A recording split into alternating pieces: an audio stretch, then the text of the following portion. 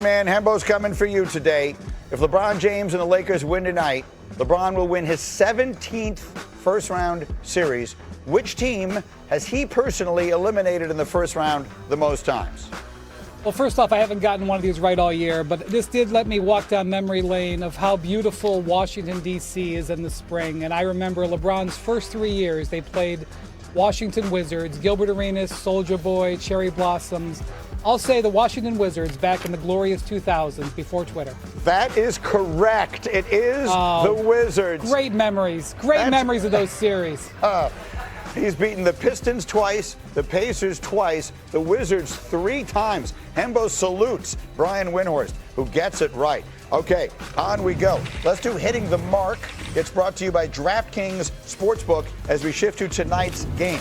Alan, Cade Cunningham, you like him to go over 10 assists. Talk to me. I do. He's been talking about a lot of turnovers, but right now he's in the James Harden service area turnpike on his way to playoff hell. So he needs help. But the assists are going to be big for him because they're going to try to take him away offensively, taking the pain away for him. Tobias Harris, you got to make shots. Jalen Duren, you've got to get in this series desperately. Duncan Robinson's got to make shots. Assists are big for him. That was a great line.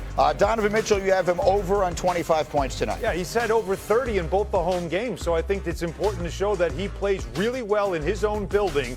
And terrible shooting performance for him and the entire Cavs team in Toronto in those 2 games. And then the prop on LeBron is will he or will he not have a double-double, and you're saying yes. Yes, but it doesn't mean points and rebounds. It could be rebounds and assists. Yeah. It could be points and assists because getting back Austin Reeves is going to be huge in this. He can be the playmaker and the facilitator, and he's still elite at that. Those are the props. If you like them, they're a parlay.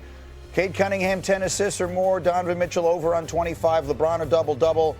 It's plus 513 as a parlay right now at DraftKings Sportsbook. And that brings us to the Lakers and Rockets tonight. And let me come to Shams now. There's a bunch of news here.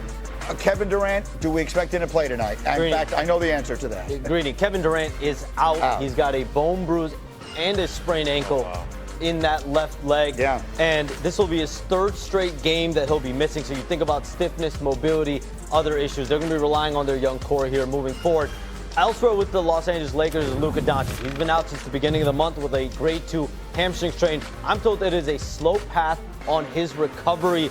If the Lakers do advance in this series and play the Oklahoma City Thunder in the next round, the expectation is that Luka Doncic will be out to start that series. There's still no clarity on a timeline. He's starting to ramp up a little bit more and more on the court. Still isn't progressing to full scrimmages and workouts yet. And then there's Austin Reeves. So reinforcements are on the way back. My understanding is Austin Reeves expects to play tonight in Game 5 against the Rockets, barring any setbacks. He's gone through all of his progressions, 1-on-1s, 3-on-3s, 5-on-5s. He's had no setbacks. He's about 4 weeks removed from a grade 2 oblique strain. This is, of course, going to be a massive boost for an all-star caliber guard for the Lakers. Absolutely. I mean, give all the credit in the world to LeBron. He carried them, willed them in some moments to that 3-0 lead, and now he gets part of the reinforcements back. Wendy, you're there, obviously, covering this series. What are your thoughts here for the Lakers on the return of Austin Reeves?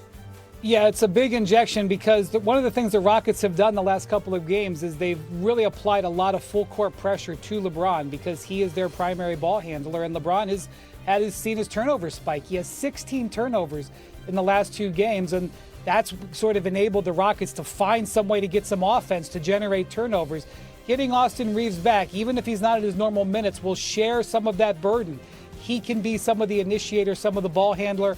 LeBron has done an amazing job while Austin has been out, getting the Lakers to this seed with home court advantage, which was huge, getting them this lead.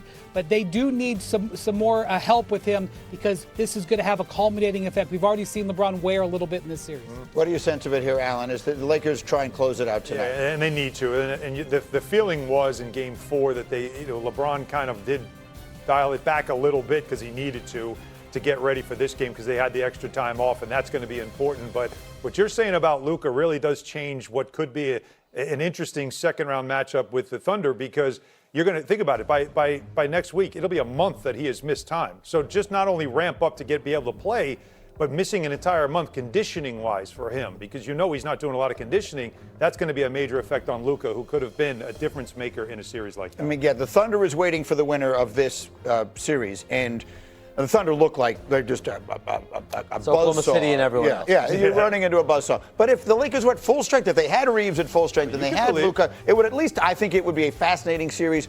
But you don't sound optimistic that we're going to see Luka, certainly at the beginning of the series and maybe at all. Luka Doncic will be out to start the series against Oklahoma City Thunder. Right. The hope is, as the series goes on, he's able to make enough progress. But again, I'll reaffirm this. What I was told yesterday by someone around Luka Doncic in his rehab is it is going to continue to be a slow process. Yeah, for him. it's not close. Windman, finish it up. Final thoughts, Lakers, Rockets tonight.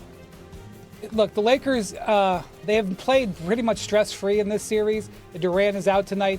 They need to win this game because the last thing you want to do is go back to Houston. Right. Any chance that you have with Oklahoma City is going to be predicated on LeBron James being as fresh as possible.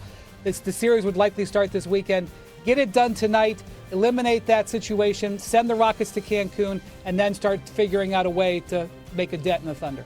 All right, we will see that game tonight here on ESPN. We got a couple of games. A lot of overreaction definitely around the league, but like Brian said earlier, everything about the Knicks has been a build-up to this moment. And when Jim Dolan, the Knicks owner, early in the year, addressed publicly that he believes this is a championship team, this team needs to make it to the finals, that obviously sets the expectation, and everything just takes off from there. And I think what we see is sometimes a lack of levity to the situation and a lot of overreaction.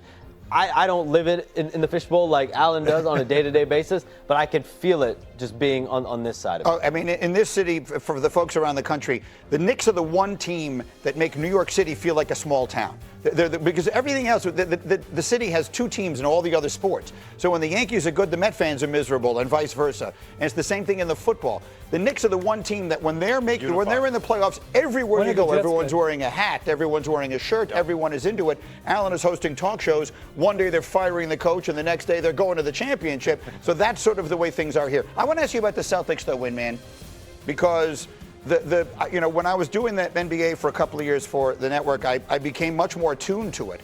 Like whenever they look like they're in great shape, they always find a way, like to use that expression, which I don't love, but it really does fit, to play with their food. Like they find a way to give. Last night is a game they have no business losing. You're supposed to close out that series. Coming home, the Sixers looked completely in disarray in Game 4 with the return of Embiid. You were very critical of it, and he plays well last night. Doesn't mean you were wrong. Second half, in what you said. Yeah. They look totally in disarray. That's a game the Celtics have no business losing, and they score 11 points in the fourth quarter at home. So, Windman, how do we rate how alarming that is for the Celtics and their fans? You know how much time this group of Celtics has cost me with my family?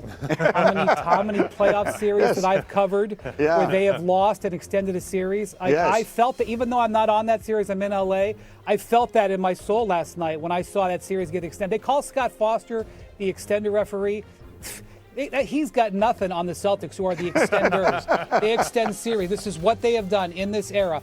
And this is the thing, they have won a championship playing this way. So you can give them a sermon about how they shouldn't live and die by the three. Yeah. They are totally bought in as what they will do. If you are looking at a bigger picture, I would pay attention to Derek White. This is a vitally valuable, important player, and he cannot make an outside shot. He had a terrible year the entire regular season. They are sometimes bailed out by the fact that Peyton Pritchard has developed into an excellent offensive force. But last night, the 76ers were ignoring Derek White. You can see he has lost confidence. So the one thing that I think is really important, the Celtics got to get Derek White going again offensively, because their variance, there's only really four and a half players that they're going to trust. Derek White is one of them. If he falls out of that zone, that could be a huge factor for the Knicks or some other team going forward. And you also have to watch Jason Tatum. As well as he's played, physically looks really good inside the arc, outside the arc. His three-point shot is not there.